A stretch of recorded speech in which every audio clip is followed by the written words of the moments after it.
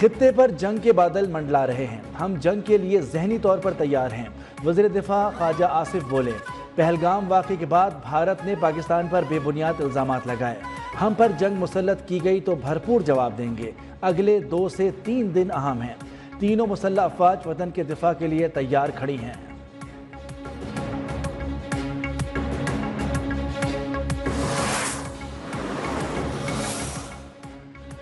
بلاول بھٹو نے بھارتی الزامات کو مسترد کر دیا، کہا کہ پہلگام واقعہ بھارت کی اپنی نااہلی ہے، پاکستان پر الزام عائد نہیں کیا جا سکتا، بھارت کو سندھو کا پانی بند نہیں کرنے دیں گے، بھارت سندھ طاس معاہدے کی خلاف ورزی کر رہا ہے۔ غیر ملکی میڈیا سے گفتگو میں بولے کہ پاکستان سب سے زیادہ دہشت گردی سے متاثر ہونے والا ملک ہے، بھارت ثبوت کے بغیر کوئی الزام فی الفور عائد نہ کرے، چاہتے ہیں پہلگام واقعے کی شفاف تحقیقات ہوں۔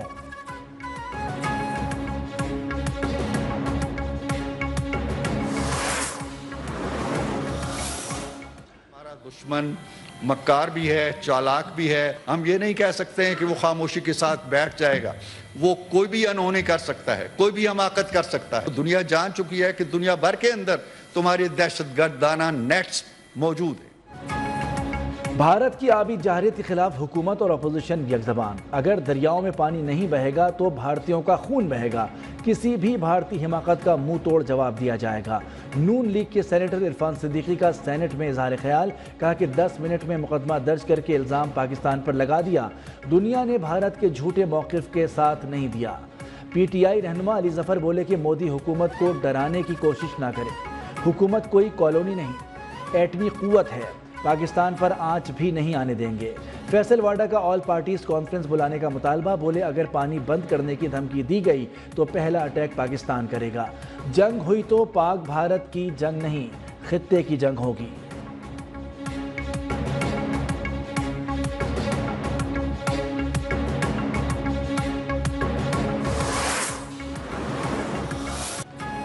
پہلگام فالس فلیگ آپریشن کے بعد چین کا پاکستان کی مکمل حمایت کا اعلان، چینی وزیر خارجہ کی خود مختاری کے تحفظ کی یقین دہانی، نائب وزیر اعظم اسحاق ڈار کا چینی وزیر خارجہ سے رابطہ، بھارتی الزامات، پروپیگنڈے اور یک طرفہ اقدامات سے آگاہ کیا۔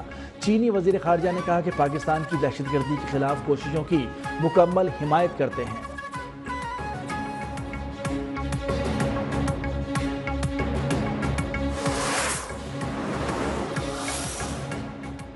امریکہ کا پاکستان اور بھارت کے درمیان کشیدگی پر اظہار تشویش، دونوں ملکوں پر مل جل کر مسائل حل کرنے پر زور۔ امریکی محکمہ خارجہ کے مطابق بھارت اور پاکستان دونوں کے ساتھ رابطے میں ہیں، بدلتی صورتحال پر گہری نظر ہے۔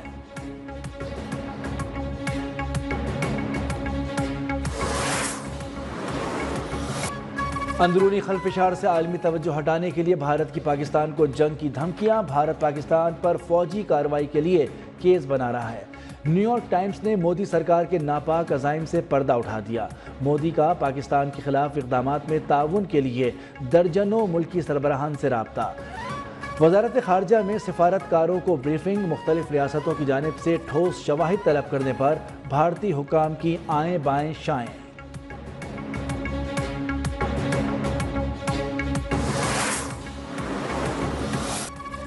بھارت میں ہونے والے تمام دہشت گرد حملے بی جے پی کے دور میں ہی کیوں ہوتے ہیں؟ مودی حکومت کی پالیسیاں عوام میں بے چینی اور غصے کا سبب بننے لگی۔ بھارتی خاتون نے بی جے پی حکومت کے تمام ادوار پر سوالات اٹھا کر تمام حملوں کی تفصیل گنوا دی۔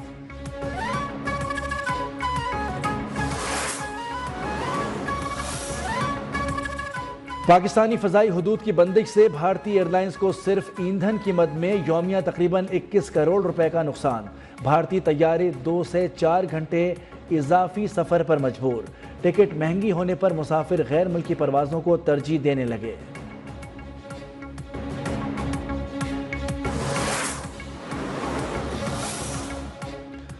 نوشکی میں ٹرک اڈے کے قریب تیل سے بھرے ٹرک میں آگ لگنے سے دھماکہ، 30 زخمی اسپتال منتقل، پولیس ذرائع کے مطابق فائر بریگیڈ کا عملہ آگ بجھانے میں مصروف تھا کہ دھماکہ ہو گیا، آگ لگنے سے قریب کھڑے متعدد افراد جھلس گئے، زخمیوں میں فائر بریگیڈ کا عملہ بھی شامل۔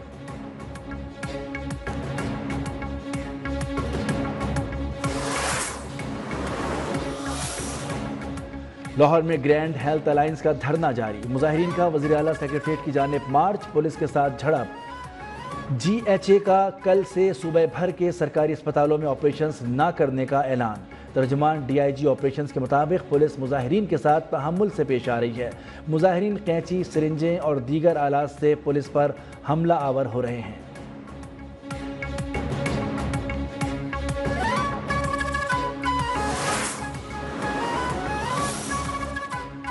وزیر خزانہ محمد اورنگ زیب کی دنیا بھر کے سرمایہ کاروں کو پاکستان کی ترقی میں شامل ہونے کی دعوت۔ کہا پاکستان نے اپنے عوامی قرض کا جی ڈی پی سے تناسب 75% سے کم کر کے 67% کر دیا۔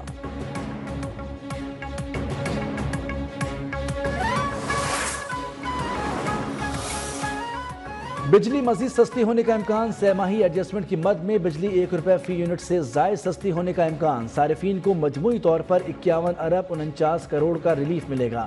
مارچ کی ماہانہ ایڈجسٹمنٹ کے تحت 3 پیسے فی یونٹ کمی متوقع۔ سہ ماہی ایڈجسٹمنٹ اور ایف سی اے کی درخواست پر نیپرا میں کل سماعت ہوگی۔